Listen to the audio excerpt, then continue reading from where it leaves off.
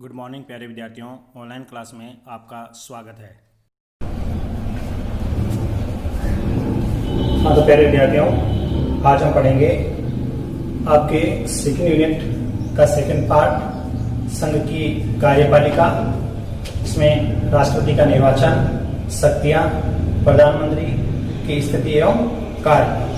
तो सबसे पहले हम बात करते हैं राष्ट्रपति की। राष्ट्रपति क्या है? देखो, सरकार के 3 अंगों में से कार्यपालिका का अंग विधायी का द्वारा स्वीकृत नीतियों और कानूनों को लागू करने के लिए जिम्मेदार है। विधायी का यानी संसद, तो संसद के द्वारा बनाए गए कानूनों और नियमों को लागू करने का पूरा जो उत्तरदायित्व है वो कार्यपालिका का होता है। लेकिन सभी देशों में एक ही तरह की कार्यपालिका नहीं होती है, अलग अलग प्रकार की कार्यपालिकाएं होती है। मुख्यतः शासन के प्रकार के रूप में जैसे संसदात्मक और अध्यक्षात्मक का भेद कार्यपालिका को अलग अलग प्रकार एवं कार्यपालिका एवं व्यवस्थापिका के आपसी संबंधों पर आधारित होता है। जैसे कई देशों में संसदात्मक शासन व्यवस्था होती है, कई देशों में आपके अध्यक्षात्मक शासन व्यवस्था होती है। उसी के आधार पर कार्यपालिका के अलग अलग प्रकार होते हैं और उन्हीं से संबंधित उनके कार्य और शक्तियां होती हैं। इसके साथ साथ अगर हम बात करें तो कार्यपालिका के सदस्य आवश्यक रूप से व्यवस्थापिका के भी सदस्य होते हैं और राष्ट्र का अध्यक्ष एवं सरकार का अध्यक्ष अलग अलग हो। इस व्यवस्था को संसदात्मक तथा संसदीय व्यवस्था कहते हैं, क्योंकि हमारे यहाँ पर संसदीय शासन व्यवस्था है। हमारे यहाँ पर कहते हैं जैसे राष्ट्र का अध्यक्ष और सरकार का अध्यक्ष अलग अलग होता है। राष्ट्र का अध्यक्ष हमारे यहाँ पर राष्ट्रपति है और सरकार का अध्यक्ष प्रधानमंत्री होता है। इस तरह से अगर हम बात करें, जैसे जापान है, जर्मनी है, इटली है, ब्रिटेन, भारत, इन देशों में संसदीय शासन व्यवस्था देखने को मिलती है। इसके साथ साथ जैसे अमेरिका, ब्राजील आदि अध्यक्षात्मक व्यवस्था के उदाहरण माने जाते हैं। तो हम बात करें कि कार्यपालिका का जो स्वरूप है वो कैसा होता है। तो यह है कि राष्ट्रपति क्या करता है, ये कार्यपालिका का अंग यानी विधायिका के द्वारा स्वीकृत नियम, नीतियां, जो शर्तें होती है, उन शर्तों को लागू करने का जो उत्तरदायित्व है, जो जिम्मेदारी है, वो राष्ट्रपति के हाथ में होती है। ठीक है। तो भारत में संसदीय शासन व्यवस्था की स्थापना की गई है, जिसमें राष्ट्रपति कार्यपालिका का औपचारिक और संवैधानिक मात्र प्रधान होता है।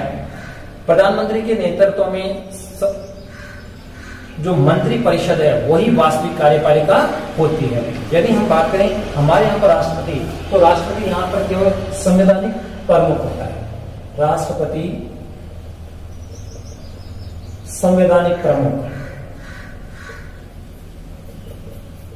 संवैधानिक प्रमुख।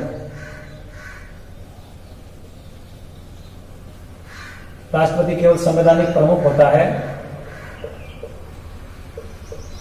वास्तविक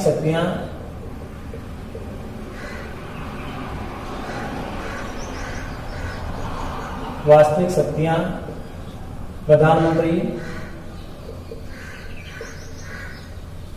व मंत्री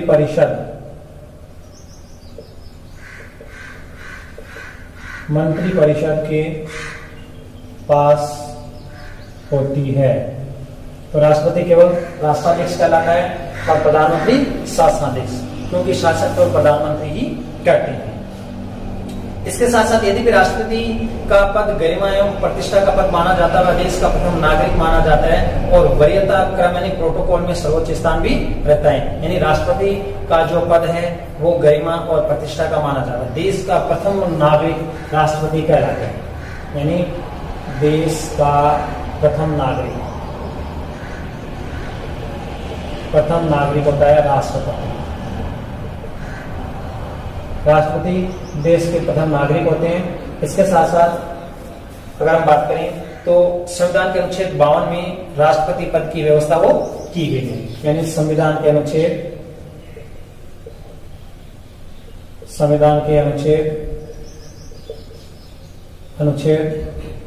52 के अंतर्गत राष्ट्रपति पद की व्यवस्था की गई है। राष्ट्रपति पद की व्यवस्था है। अनुच्छेद 52 के अनुसार राष्ट्रपति पद की व्यवस्था की गई और 53 के अनुसार संघ की जो कार्यपालिका शक्ति है, अनुच्छेद 53 संघ की कार्यपालिका शक्ति, कार्यपालिका शक्ति राष्ट्रपति में निहित होगी। यानी कि संघ सरकार की जो भी कार्यपालिका शक्ति है वो संविधान के अनुच्छेद 53 के अनुसार किसमें होगी? राष्ट्रपति में निहित होगी, जिसका प्रयोग या तो वो स्वयं कर सकते हैं या फिर अपने अधीनस्थ पदाधिकारियों के माध्यम से वो शक्ति का प्रयोग कर सकते हैं। अब आ जाते हैं कि राष्ट्रपति का निर्वाचन कैसे किया जाएगा। राष्ट्रपति का निर्वाचन, आपने देखा होगा कि राष्ट्रपति का चुनाव होता है तो किस प्रकार से, वो कौन सा मंडल होता है जो राष्ट्रपति के चुनाव में भाग लेते हैं। तो देखो, राष्ट्रपति के निर्वाचन का उल्लेख संविधान के अनुसार, जो संविधान के अनुच्छेद 54 और 55 के अंतर्गत किया गया है। तो आप ये अनुच्छेद 54 व 55 में राष्ट्रपति के निर्वाचन की व्यवस्था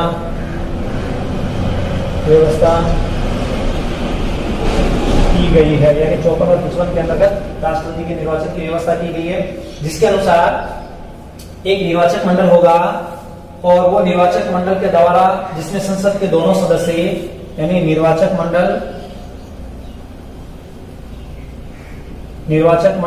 जिसमें संसद के दोनों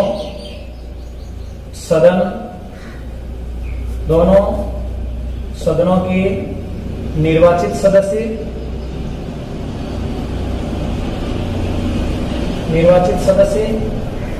इसके साथ साथ निर्वाचित सदस्यों से मिलकर बनता है। यानी एक निर्वाचक मंडल होगा जिसमें संसद के दोनों सदन यानी लोकसभा और राज्यसभा के निर्वाचित सदस्यों से मिलकर के ये निर्वाचक मंडल है वो बनता है। इसके अलावा और देखो, निर्वाचक मंडल में कौन कौन भाग लेते हैं। इस प्रकार राष्ट्रपति का जो निर्वाचन वो अप्रत्यक्ष रूप से होता है, ध्यान रखना। राष्ट्रपति का निर्वाचन अप्रत्यक्ष रूप से, अप्रत्यक्ष संस्थात्मक शासन व्यवस्था में राष्ट्रपति का निर्वाचन अप्रत्यक्ष रूप से होता है, जबकि अमेरिका की जनता प्रत्यक्ष रूप से राष्ट्रपति का निर्वाचन करती है। इसके साथ राष्ट्रपति का जो निर्वाचन है वो 5 साल के लिए होता है। अगर हम बात करें तो राष्ट्रपति का कार्यकाल 5 वर्ष का होता है। 5 वर्ष का होता है। राष्ट्रपति 5 वर्ष के लिए चुने जाते हैं। अच्छा, राष्ट्रपति किसी भी समय उपराष्ट्रपति को संबोधित करके अपना त्याग पत्र वो दे सकते हैं। यानी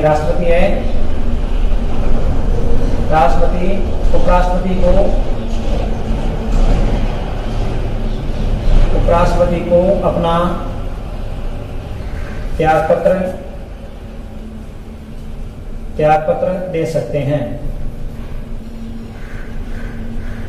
कभी भी उपराष्ट्रपति को संबोधित करके और अपना त्याग पत्र दे सकते हैं। अच्छा, इसके साथ साथ त्याग पत्र देने के 14 दिन पूर्व उनको ये सूचना पहले ही देनी पड़ती है। अच्छा, संविधान के अनुच्छेद 61 के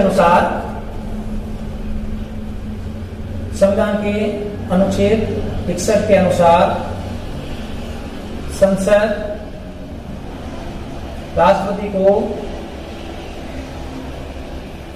पर महाभियोग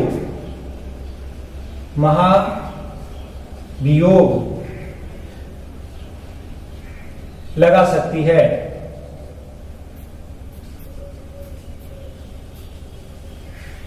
संविधान में व्यवस्था की गई है, यदि राष्ट्रपति कदाचार का या अपनी शक्तियों का दुरुपयोग करता है तो अनुच्छेद 61 के अनुसार संसद राष्ट्रपति पर महाभियोग लगाकर उसको उनके पद से हटाने का अधिकार रखती है। तो ये राष्ट्रपति का निर्वाचन है कि निर्वाचक मंडल होगा जिसमें संसद के दोनों सदनों के निर्वाचित सदस्य भाग लेंगे। लोकसभा और राज्यसभा के निर्वाचित सदस्य, राष्ट्रपति का कार्यकाल 5 वर्ष का होता है। राष्ट्रपति अपना त्यागपत्र उपराष्ट्रपति को दे सकता है, लेकिन 14 दिन पूर्व इसकी सूचना देनी पड़ती है। और संविधान के 61 के अनुसार संसद राष्ट्रपति पर महाभियोग भी लगा सकती है। अब बात करते हैं कि राष्ट्रपति के निर्वाचन की योग्यताएं कौन कौन सी है, यानी कि राष्ट्रपति है चुनने के लिए कौन कौन सी योग्यताओं का होना आवश्यक है। तो योग्यताएं वही है जो मैं आपको पहले भी बता चुका हूं कि राष्ट्रपति की योग्यताओं में राष्ट्रपति की योग्यताएं सबसे पहले वह भारत का नागरिक, दूसरा आयु 35 वर्ष पूरी कर चुका हो। तीसरी जो योग्यता है वो है कि लोकसभा का सदस्य निर्वाचित होने की योग्यता रखता हो, यानी कि लोकसभा का सदस्य निर्वाचित होने की योग्यता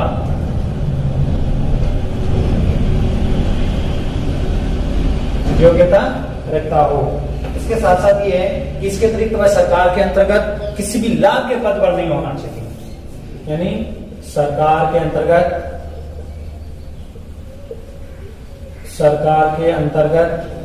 किसी लाभ के पद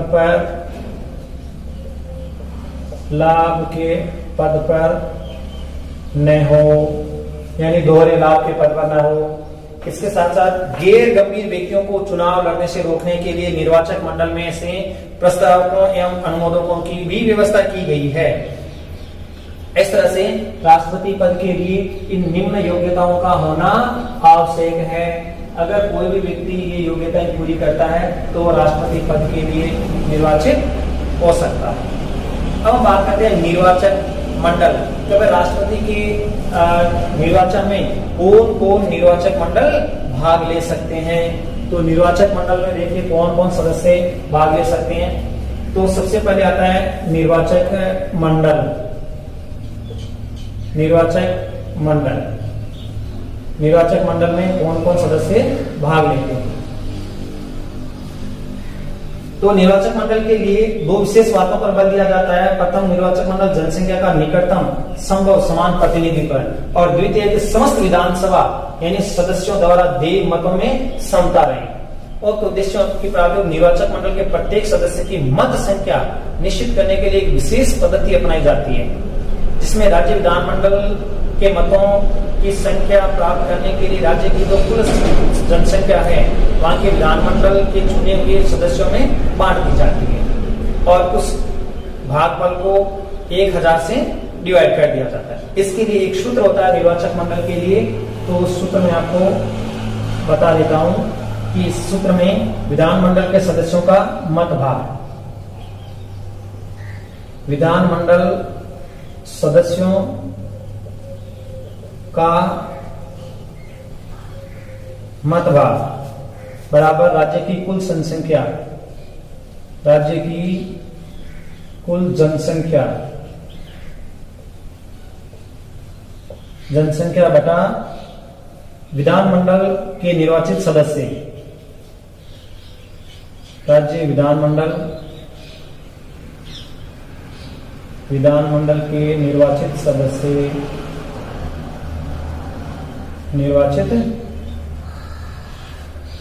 सदस्य, डिवाइडेड 1000। ठीक है, ये सूत्र है। इस सूत्र से हम प्रत्येक राज्य की विधानमंडल के प्रत्येक सदस्य के मत का मूल्य निकाल सकते हैं। ठीक है, कैसे? जैसे देखो अपने राजस्थान की जनसंख्या,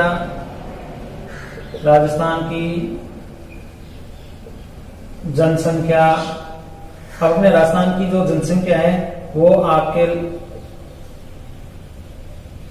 6,48,437। विधानसभा के सदस्यों की संख्या कितनी है भाई? 200 निर्वाचित सदस्य हैं। ठीक है, अब ये तो 200 निर्वाचित सदस्य हैं, डिवाइडेड 1000, 200 का भाग इसमें देंगे तो निश्चित रूप से आपके 3,42,185 ये 1000 का भाग दे देंगे। अगर भाग देंगे तो निश्चित रूप से आपके 342.74 अथवा 343, यानी एक विधानसभा सदस्य के मत का मूल्य 343 होगा। यानी एक अगर विधानसभा का सदस्य मत देता है तो उसके 343 मत गिने जाएंगे। इस तरह से ये राज्य विधानसभा के सदस्यों का मत मूल्य निकाला जाता है। अब अगर हम मान लो ये देखें कि भी राजस्थान से लोकसभा और राज्यसभा के जो सदस्य हैं उनके मत का मूल्य कितना गिना जाता है, तो उनके मत के लिए भी एक सूत्र है और उस सूत्र के आधार पर हम उनके मत का मूल्य वो निकाल सकते हैं। ये आप देख सकते हो, मत का मूल्य, एक सदस्य के मत का मूल्य। तो इस तरह से निर्वाचक मंडल के सदस्यों का मत मूल्य निकाला जाता है। अगर हम अब संसद सदस्य का, ये तो है राज्य विधानमंडल के सदस्यों का। अब बात आती है आपके संसद सदस्य। संसद सदस्य में अगर हम देखें तो राज्य विधायकों के कुल मतों का मूल्य, राज्य के विधायकों का कुल मत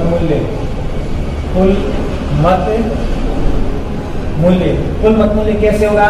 जैसे ये आपके 343 है, अगर आपको बता देता हूं 343 इंटू 200, 343 इंटू 200 इनको आप करोगे तो लगभग आपके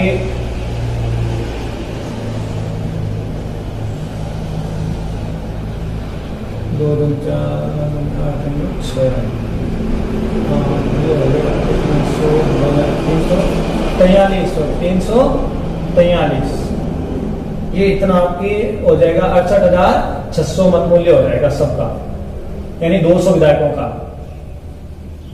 मत मूल्य। तो ये हो गया आपके विधायकों का कुल मत मूल्य। बड़ा संसद में निर्वाचित सदस्यों का, संसद में निर्वाचित सदस्य, संसद में निर्वाचित सदस्य का मतलब है लोकसभा और राज्यसभा उन दोनों में कितने सदस्य राजस्थान से चुन करके जाते हैं। तो अब हम बात करते हैं संसद, तो आपके ये आ गया 86,600 बटे लोकसभा में 25 प्लस राज्यसभा में 10, टोटल मिलाकर कितने हो जाते हैं? 35 हो जाते हैं।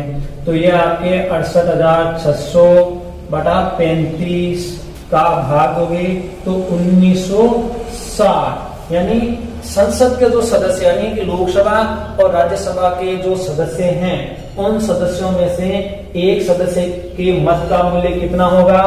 1960 ये मत का मूल्य होगा। यानी एक सदस्य अगर वोट करता है तो उसके कितने वोट गिने जाएंगे? 1960 वोट गिने जाएंगे। और अगर विधानसभा के जो सदस्य एक मत देते हैं तो उस एक मत के बदले कितने मत गिने जाएंगे? 343 मत गिने जाएंगे। इस तरह से राष्ट्रपति के निर्वाचन में निर्वाचक मंडल के सदस्यों का मत मूल्य निकाला जाता है। और ये भी एक प्योरिटी के अनुसार, जिसमें जो भी सदस्य भाग लेते हैं, चाहे वो 2 हो, 3 हो या 4 हो, उनमें एक आनुपातिक प्रतिनिधित्व की एकल संक्रमणीय मत प्रणाली के आधार पर राष्ट्रपति का चुनाव किया जाता है। तो इस तरह से राष्ट्रपति के निर्वाचक मंडल में मत मूल्य निकालकर और उनका चुनाव करते हैं।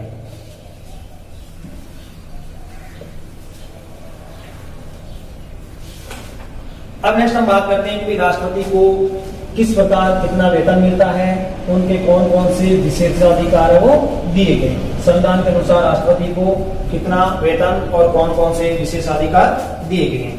तो राष्ट्रपति को भारत सरकार के द्वारा 2008 के अनुसार 1.5 लाख रुपए प्रति माह निर्धारित किया गया है। वेतन और विशेषाधिकार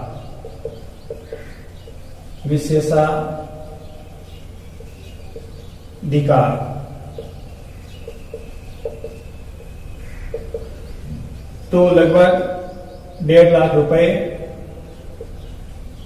वार्षिक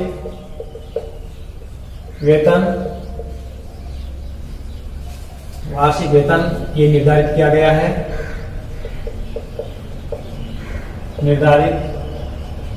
गया है।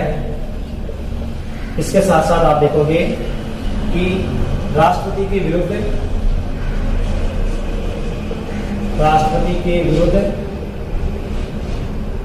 विरुद्ध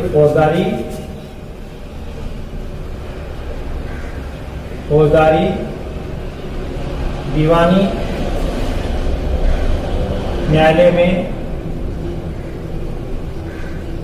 न्यायालय में कोई मुकदमा नहीं चलाया जा सकता,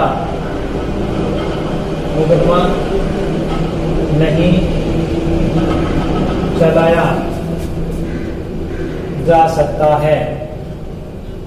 जब तक वह अपने पद पर कार्यरत है तब तक राष्ट्रपति के विरुद्ध किसी भी प्रकार का कोई मुकदमा, चाहे वो दीवानी न्यायालय हो या फौजदारी न्यायालय हो, उनमें नहीं चलाया जा सकता।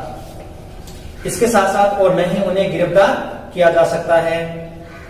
अच्छा, पूर्व राष्ट्रपति की मृत्यु हो जाने पर उनकी पत्नी को आधी राशि पेंशन के रूप में तथा सरकारी मकान आजीवन प्राप्त होगा। राष्ट्रपति भवन उनका औपचारिक आवास है। राष्ट्रपति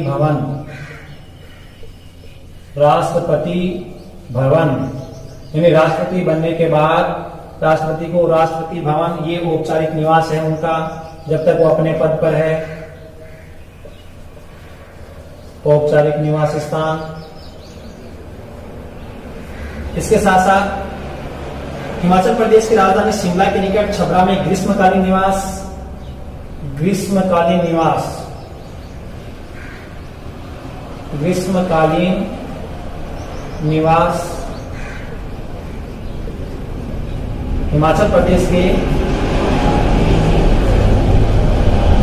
हिमाचल प्रदेश की राजधानी।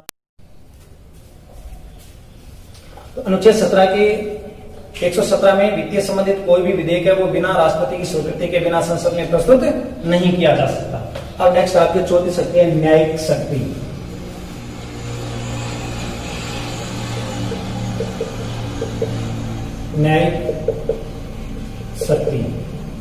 यानी कि अनुच्छेद 72 के अनुसार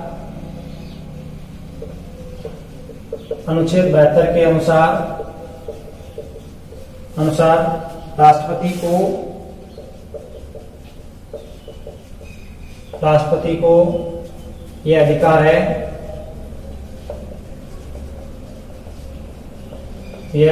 है कि वह किसी सजा पाए हुए व्यक्ति को